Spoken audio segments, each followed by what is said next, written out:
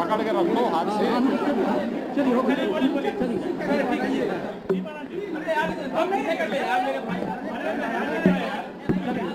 थोड़ा नीचे हो जाइए, आप नीचे बैठ जाइए, नीचे बैठ के तब करना ऐसे। अरे आराम से भाई, यही होता है।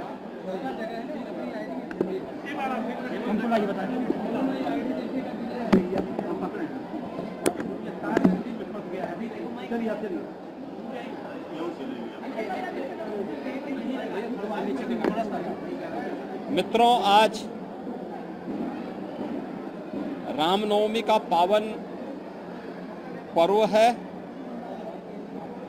इस अवसर पर पूरे प्रदेशवासियों को रामनवमी की हार्दिक बधाई। वासंतीय नवरात्रि की 9 तिथियों में जगत जननी मां भगवती के 9 अलग अलग रूपों का दर्शन करने के उपरांत पूजा और अनुष्ठान संपन्न होने के साथ ही नवमी तिथि पर मर्यादा पुरुषोत्तम भगवान श्री राम का जन्मोत्सव का कार्यक्रम भी अभी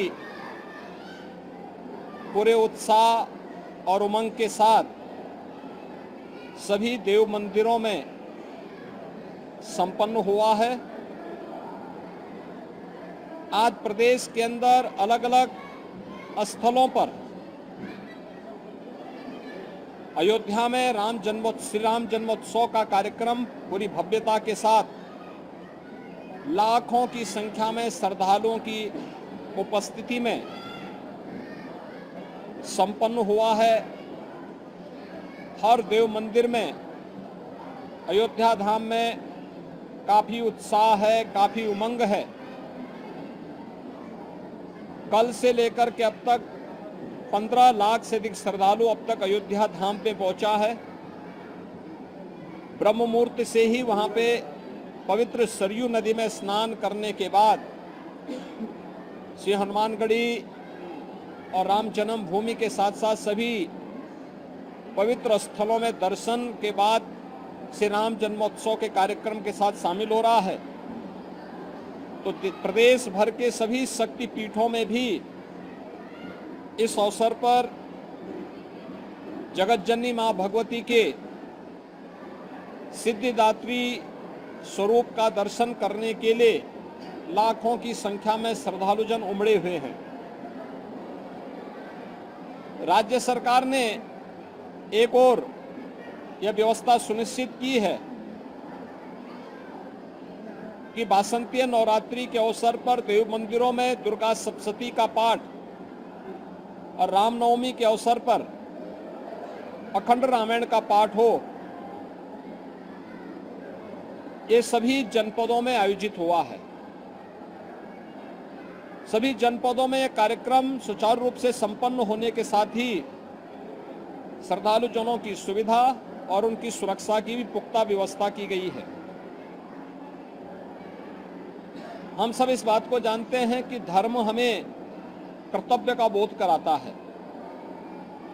धर्म को हम मात्र उपासना विधि न समझें, बल्कि यह हमें सन्मार्ग पर चलने और हमारे कर्तव्यों का बोध हमें कराता है। और इसलिए सरकार के स्तर पर हर उस सात्विक वृत्ति को, सकारात्मक और रचनात्मक प्रवृत्ति को प्रोत्साहित करने का कार्य हमेशा किया जाता है और सरकार उसी कार्यक्रम को लेकर के निरंतर प्रयास कर रही है। मुझे प्रसन्नता है कि नवरात्रि के कार्यक्रम पूरे प्रदेश भर में पूरे उत्साह और उमंग के साथ श्रद्धालु जनों ने इस पूरे कार्यक्रम में भागीदारी बनकर के देव मंदिरों में, शक्तिपीठों में दर्शन किया और श्री रामनवमी के आयोजन में अयोध्या धाम में भी लाखों की संख्या में श्रद्धालु जनों की उपस्थिति इस बात को प्रदर्शित करती है कि सात्विक और रचनात्मक प्रवृत्ति तेजी के साथ आगे बढ़ी है। देश के अंदर आदरणीय प्रधानमंत्री जी के नेतृत्व में जिस रचनात्मकता को आगे बढ़ाया गया है वो एक नए भारत की ताकत है। उत्तर से दक्षिण, पूरब से पश्चिम, आज पूरा भारत जब एक स्वर में प्रधानमंत्री मोदी जी के नेतृत्व में बोलता है, ये भारत की ताकत का एहसास भी कराता है, भारत के सामर्थ्य को भी दुनिया के सामने प्रस्तुत करता है। एक समर्थ भारत, एक शक्तिशाली भारत की ताकत का एहसास यह सब करता है और स्वाभाविक रूप से एक समर्थ भारत के अंदर ही ये संभव हो पाया है कि राम राज्य की उस परिकल्पना को साकार किया जा सके जिसमें बिना भेदभाव के शासन की योजना का लाभ हर गरीब, हर किसान, हर नौजवान, हर महिला और समाज के प्रत्येक तबके तक पहुंचाया जा सके। इस सदी की सबसे बड़ी महामारी के दौरान सरकार की संवेदनशीलता और सरकार के सामर्थ्य को देश और दुनिया ने देखा है और इससे पहले भी अनेक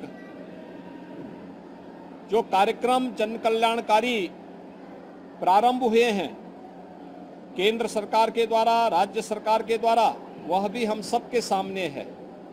आपने सबने इस चीज को देखा होगा, बिना भेदभाव के हर गरीब को शौचालय की सुविधा उपलब्ध होना, हर गरीब परिवार के पास सिर ढकने के लिए छत उपलब्ध होना, हर गरीब के पास एक स्वस्थ ईंधन की व्यवस्था उज्ज्वला योजना के अंदर उन्हें उपलब्ध करवाने की व्यवस्था करना, हर गरीब को विद्युत के निःशुल्क कनेक्शन उपलब्ध करवाने की व्यवस्था हो, या फिर संकट के इस समय में हर गरीब को निःशुल्क राशन की सुविधा उपलब्ध करवाना।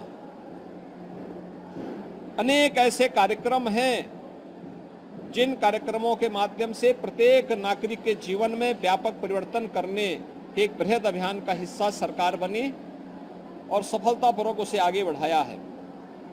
इस सरकार के सकारात्मक और रचनात्मक उस प्रवृत्ति को ही प्रदर्शित करता है जो हमें हमारा धर्म सिखाता है। धर्म को हम उपासना विधि मानने की भूल न करें। उपासना विधि किसी एक विशिष्ट पद्धति को लेकर के उसके प्रति आग्रही बनाता है। धर्म एक व्यापक अवधारणा है जो हमें कर्तव्य, सदाचार और नैतिक मूल्यों के साथ जोड़ते हुए सन्मार्ग पर चल करके एक रचनात्मक प्रवृत्ति की ओर अग्रसर करता है। हमें उस व्यापक धर्म को अंगीकार करना होगा जो हमें भेदभाव और किसी भी प्रकार की अव्यवस्था से मुक्त सबके कल्याण के भाव के साथ जोड़ने का कार्य करता है। जो भारतीय मनीषा का रहा है, G20 के देशों की अध्यक्षता करते हुए भारत ने थीम दुनिया को दिया है और दुनिया ने दुनिया को दी जाने वाली ये थीम जो वसुधैव कुटुंबकम की है, यह उसी का उदाहरण है। आज रामनवमी के इस अवसर पर मैं सभी श्रद्धालुजनों को एक बार फिर से पूरे प्रदेश वासियों को हृदय से बधाई देता हूं। जगत जननी मां भगवती, आदिशक्ति मां भगवती दुर्गा से और मर्यादा पुरुषोत्तम भगवान श्री राम से ही प्रार्थना करता हूं कि पूरे प्रदेश वासियों के जीवन में सुखमय, समृद्धिमय बने, इसकी प्रार्थना करते हुए अपनी शुभकामनाएं पूरे प्रदेश वासियों के प्रति व्यक्त करता हूं। धन्यवाद।